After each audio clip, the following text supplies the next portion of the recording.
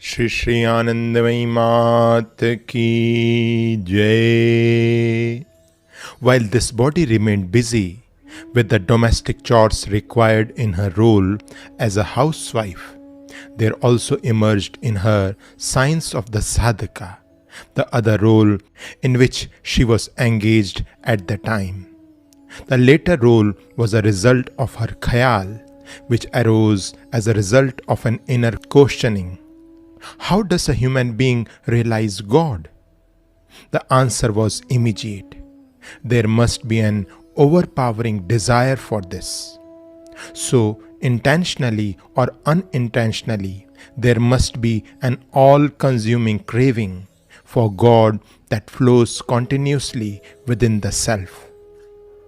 Just as a married woman guards her conch shell and steel bangles and vermilion, the sacred symbols of her marriage, under all circumstances, a grieving woman, despite her sorrow, ensures that she dresses with propriety, or a mother attends to the housework while carrying her child.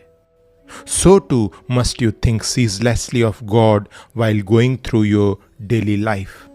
If this is ever disturbed due to your other preoccupations, on remembering you should feel repentant and confess, O Lord, all this while I have been forgetful of you. Then the thought of God will increase within you by the day. You have to remember that the only true thought is the thought of God. One should talk to others only when needed.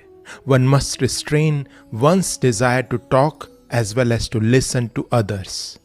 There is, however, no negative impact in discussions that increase one's contemplation of God. Indeed, these must be encouraged as they can eradicate self-doubt. Also, you should realize that the more you meditate on the Supreme, the sharper will be your capacity for judgment and discrimination, revealing what is beneficial and leading you towards greater purity of thought. You will then find that your attraction for the world as perceived through the five senses is decreasing while you remain immersed in the contemplation of God. If you are striving to maintain purity of thought, the first sign of progress will be that no person or thing will ever rouse any adverse reaction in you, and gradually good qualities like truth, sacrifice, restraint, love, forbearance, patience, and endurance will increase within you. You will discover that the more you receive God's grace, the less different or alien other religious practices will seem, and you will begin to feel that they are but different ways of worshipping your own Ishta. This concept is analogous to various roles which the same person plays in other people's life. For instance, he who is my father may be another's friend and yet another's uncle. One calls him father, another bandhu, friend, and a third kaka or mama, uncle. You must utilize your time fruitfully with puja, prayer, meditation, japa, kirtan and yagyas. In the earlier stages, while you are striving to put your mind to spiritual matters, involvement with worldly activities is not supportive of your spiritual aspirations. Hence, combining these, the spiritual and the worldly, cannot yield fruitful results. At least for some time, remain in seclusion and forget the external world.